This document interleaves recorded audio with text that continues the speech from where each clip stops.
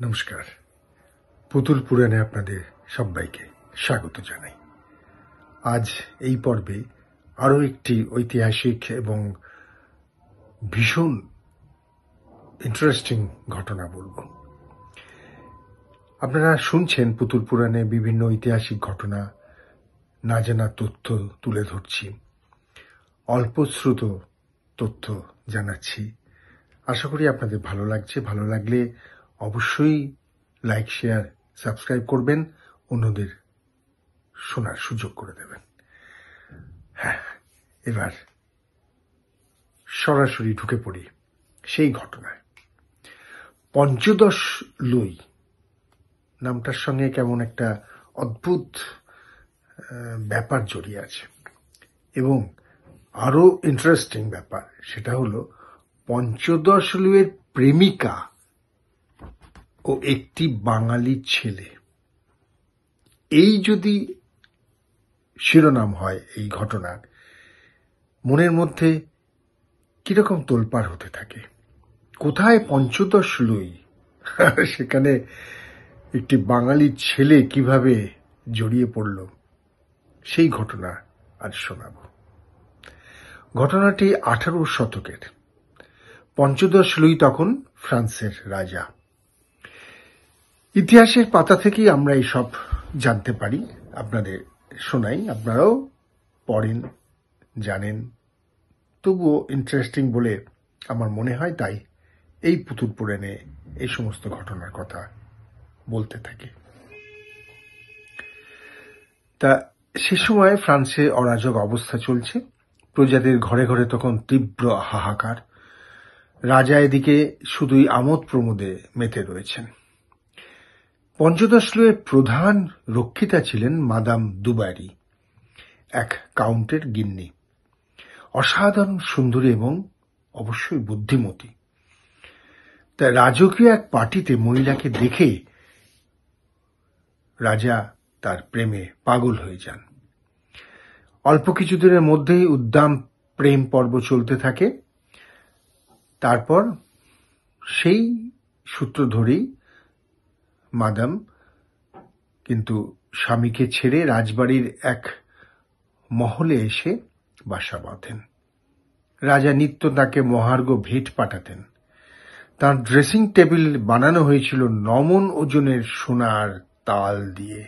ভাবা যায়, 9 মণ ওজনের সোনার তাল। তার এক একটি পোর্সেলিনের কফির পেয়ালা, পানপাত্রের দামই ছিল হাজার হাজার টাকা। রাজা এক সময় দুবারির পরামর্শে রাজকার্যও চালাতেন। এতটাই গভীর ছিল তাদের সম্পর্ক। দুবারির ইঙ্গিত মাত্রেই বড় বড় ওমরাহকে রাজপথ থেকে রাতারাতি সরিয়ে দেয়া হতো। আবার হয়তো দুবারির মনে ধরে গেলে কোনো সুদর্শন যুবককেও আমির বনে দিত। মানে এই যে ঘটনা ঘটত, সেগুলো কিন্তু সত্যি আশ্চর্যজনক। ওই সময় ইউরোপের সম্ভ্রান্ত সমাজের সুন্দরী বিলাসিনীদের মস্ত এক শখ ছিল কাফরি পোষা, মানে কাফরি গোলাম পোষা। কুকুর বেড়াল পোষার মতোই ব্যাপারটা। তাদের মানুষ বলেই মনে করা হতো না।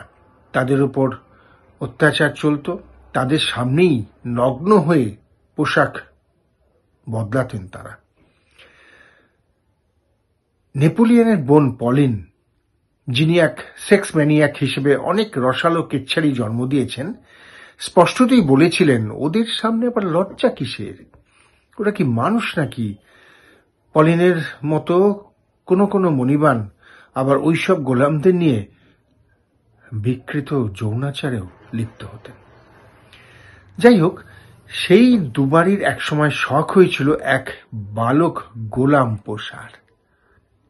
সেই গোলামের কথা খুবই চমকপ্রদ। তা যেই গোলাম পোষার শখ, তা শখ কিভাবে মিটবে না, বাজার থেকে একজন কাফরিকে কেনা হলো।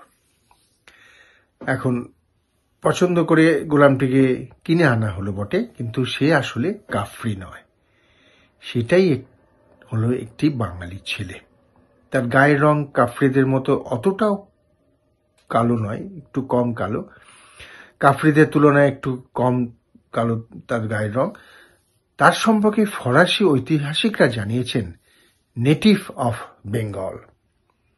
পর্তুগিজ জলদস্যুরা দক্ষিণবঙ্গের এক গ্রাম থেকে তাকে ধরে নিয়ে ইউরোপের দাসবাজারে বিক্রি করে দেয়। সাধারণ মানুষ তাকে কাফরি বলেই জানত, তার আসল নাম জানা যায়নি। তবে এক ফরাসি কাউন্ট তার নতুন নামকরণ করেন জামোর। বিখ্যাত ফরাসি চিত্রকর মসিয়ে ডি ফ্রেঞ্চ দুবারির সঙ্গে জামোরের একখানা মস্ত অয়েল পেন্টিং এঁকেছিলেন।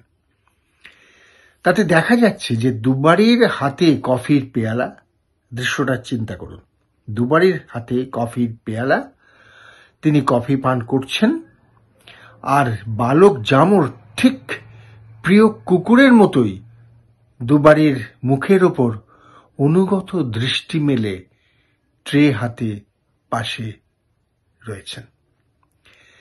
সে কৃষ্ণবর্ণ হলেও মুখ চোখে তার গ্রাফিত্ব নেই।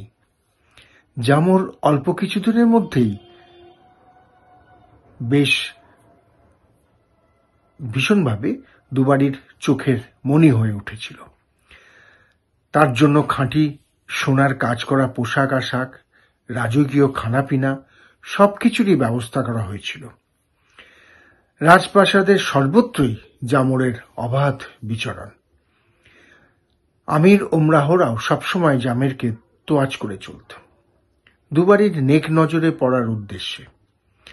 জামোর দুবারি আর তাঁর বিশিষ্ট অতিথিদের জলখাবারের থালা জোগাত, মেয়েদের ছাতা বইত, মণিবানকে গান শোনাত, খুশি হলে ডিগবাজি খেত। ফ্রান্সের রাজা সারা দেশ জুড়ে ছিল অনেক রাজপ্রাসাদ। প্রতিটি প্রাসাদের কর্তা ছিলেন এক একজন করে সম্ভ্রান্ত বংশীয় মানুষ, যাদের বলা হতো গভর্নর। দুবারির প্রচণ্ড সাদাসাদির জন্য রাজা নিমরাজি হয়েও শেষমেশ নাকি জামোরকে তাঁর লুসিয়েনেস প্রাসাদের গভর্নর হিসেবে নিয়োগ করেছিলেন। মাসিক বেতন হিসেবে জামোর তখনকার দিনে পেত 400 টাকা। ভাবা যায়, যার দাম এখন অনেক অনেক টাকা।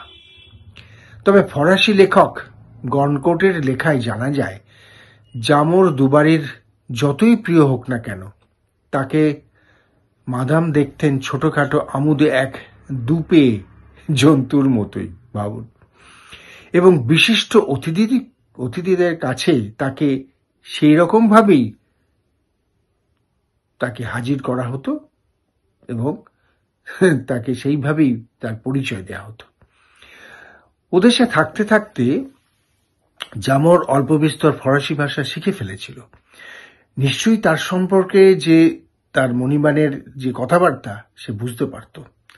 এই বোঝার পর মাদাম দুবারির প্রতি সে কি নিদারুণ প্রতিহিংসা পরায়ণ হয়ে উঠেছিল তার নিদর্শন আমরা পাই।